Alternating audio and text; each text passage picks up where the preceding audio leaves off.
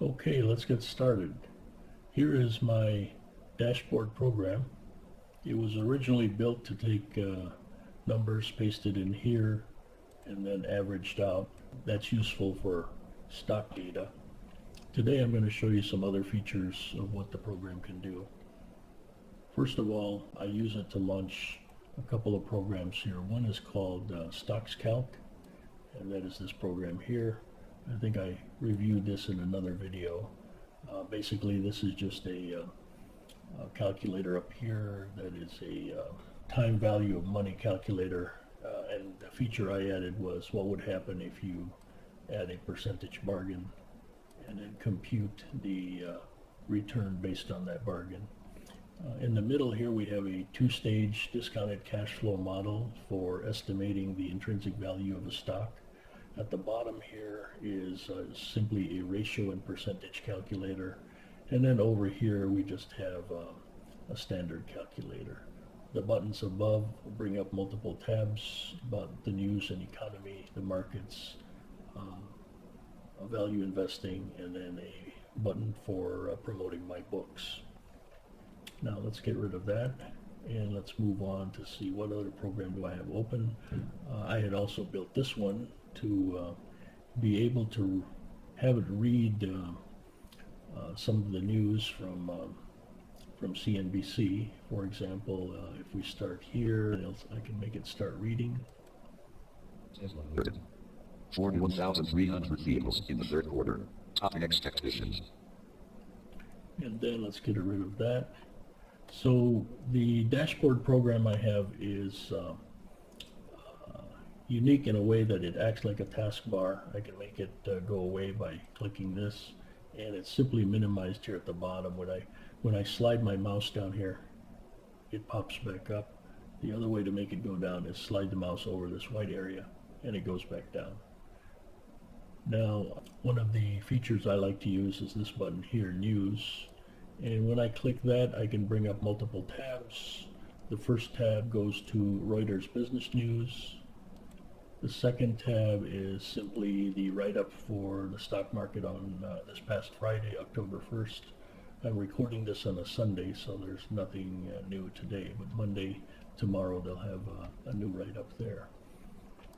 Next is a stock screener based on these parameters in yellow that I have added in order to try to find stocks that could be bargains. However, be careful and always do your qualitative evaluation as well. The next tab is simply stock market news items from Google.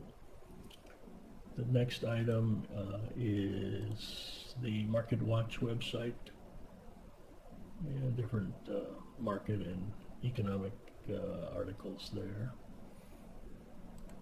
Next one is energy prices from the U.S. Energy Information Administration. Gives me the prices of crude oil, gasoline, heating oil, diesel, propane, natural gas, coal, ethanol, and that's good for tracking the overall trend in energy prices. Finally, the last tab is simply Google News. Now let me close that and bring up the dashboard program. And this one, the vids or videos, I have a tab for articles about artificial intelligence, or not articles, but videos from YouTube. And here is CNBC. Their programming changes on the weekend, so nothing really dramatic there. And let's see what other video. Oh, and also Bloomberg TV, but this one tends to have lots of commercials, so I don't spend much time here.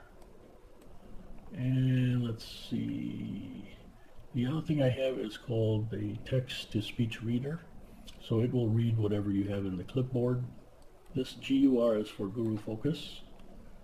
The first tab lets me log in, and the second tab, after I hit F5, refreshes that. Now I'm logged in, and let's just click a couple of sentences here, and have the reader read that back to us. Merck gained 8.37% with news of a pill that will decrease the risk of serious illness or death from COVID-19. Personal income increased 0.2% in August. The C price index is up 4.3% year over year. I click it a second time, that makes it go off. And then this button here, simple, is an app that I built on my Frips website, and these buttons will help you get data on after you type in a stock symbol up here.